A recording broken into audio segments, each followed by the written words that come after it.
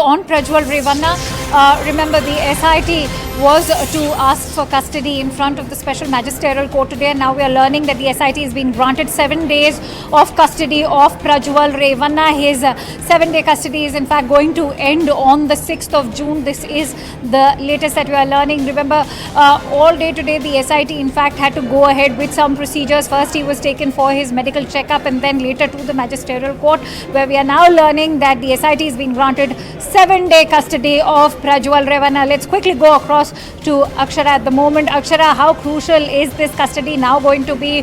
What happens next? Well, the SIT was seeking for a 14 days custody. That is 2 weeks back. The order has come out now from the judge of the 42nd ACMM court, the special court in Bengaluru, and he has stated that Prajwal Revanna can be taken for 7 days police custody. That is till June 6th. So that's the order coming in from the 42nd ACMM special court, stating that they have granted almost 7 days SIT custody. So it is very much crucial pertaining to the case. Now remember, SIT is trying to fortify the case to ensure that they make it a watertight case. As we were mentioning, it can be done only through this particular investigation and all the series of statements that have been given by victims, and also mainly through circumstantial evidence. So keeping that aspect in mind, this becomes very much important for the SIT to ensure that if Prajwal Revanna is guilty of all these aspects, they build a tight case for themselves. So yes, 7-day police custody. So that's the major update right now which we are getting from the orders of this particular Akshara, special stay with court. us. This is the big development right now, as Akshara has been highlighting that 14 days of custody was asked by SIT, but they've been granted 7 days. Let's quickly go across to Harish. Harish, as we've all been talking about fortifying the case, we've seen multiple spot mazars also being conducted over there in the Hassan residence of Prajwal Revanna. How do you see this investigation now moving forward as far as building a watertight case is concerned? Well, one aspect becomes very clear listening to the arguments put forth by the SIT in this hearing that took place. The focus right now is on digital devices used for recording these videos. The SIT says that there is one phone to which there is a facial recognition lock, and only 2 people have access to it. One is Prajwal, other is his friend Madhu. So they are saying we need to establish who's the one who's unlocked that phone and who has circulated these videos. That's one. Second, they are also saying that we need to access and retrieve this phone that has been used to capture these videos. Remember, they already have one phone that was seized from Prajwal Revanna that was on him when he was arrested at Bengaluru International Airport. The other aspect they're trying to highlight here is that it's no longer a sexual abuse case. It's a full-fledged rape case.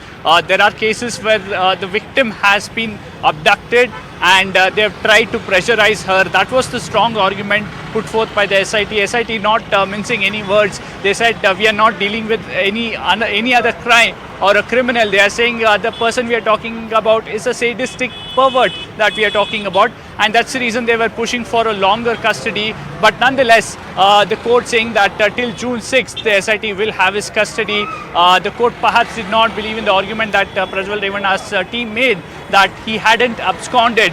That was the constant argument put forth by Prajwal Revanna's team, that he was not somebody who had absconded, he didn't run away, he was a socially responsible person. But the SIT constantly reminding them that none of what has happened over the last 5 to 6 weeks indicate that. They are saying that they've pressurized the victim. They've also tried to ensure that there is no evidence. The man was absconding, he was abroad, they did not respond to notices, and that's the reason they have got this custody. Now we have to see how they go about probing this. Will they take him immediately to Hassan? Can they manage to retrieve that phone that has been used to record these videos? That's exactly what I was about to ask you, Harish. In fact, will focus now shift to Hassan? Because remember, it is the maximum crimes have in fact been committed in Hassan, as reports are indicating. Not to forget the fact that his mother, Bhavani Revanna, will also be interrogated by the SIT tomorrow in Hassan itself. Absolutely. Although right now we know that Prajwal Revanna has been sent to SIT custody, The other hearing of Bhavani Revana is still on. She hasn't got anticipatory bail yet. They've already served a notice, and doesn't look like Bhavani Revana is at her residence in Hole Narsipura. So far, SIT saying they do not know the whereabouts of Bhavani Revana. So we might be looking at another family member of Revana's family, of Devegowda's family, who's perhaps absconding. That will become clear tomorrow if she fails to appear before the SIT. More importantly, procedurally and logically, the next important step for the SIT to do is take Prajwal Revana to Hassan. They have to do a spot mazar. They have to visit the scene of crime of all these cases, recover whatever they can. Remember, even a few days back, they had visited that MP's quarters. That's where some of these assaults have taken place, at least in 2 of those cases. So they have to recover, they have to do a spot mazar. All this process has to happen. They also have to search for those devices, and also they have to go through the device that they have got today, understand who are the people who he is in touch with, what is the kind of data that has been exchanged from that phone, can they get access to his cloud storage as well. All these aspects, the SIT will start working immediately now. Absolutely. So, going by everything that you're sharing with us, digital evidence becomes extremely crucial. Having said that, what is the possibility that Prajwal Revana, now that he has arrived in the country, may be brought face to face with the victims? Well, that will happen at some point in time in this investigation, because that's a procedure. The identification has to happen. That might happen a little later is what we understand, but that will be done as well. Second, and most importantly, they will also have to build a watertight case here. Remember, one aspect that we need to highlight here is the fact that some of these crimes have happened 2-3 years back. So getting any significant forensic evidence in terms of a DNA match, or perhaps a semen stain on any of those clothes over there, or even a hair follicle over there, all that is very difficult because of the lapse in time. So they'll have to depend on digital evidence. They'll have to depend on these victims to stick to their statement recorded before the magistrate, even when the trial begins, and circumstantial evidence, and perhaps the calls and the conversations that have happened between Revana's family and this victim, who claims that she was abducted and pressurized. So all of this matters, and SIT believes right now it has a strong team, it has a lot of data to work on and build a watertight case. All right, many thanks to you, Harish, for bringing in all those latest inputs.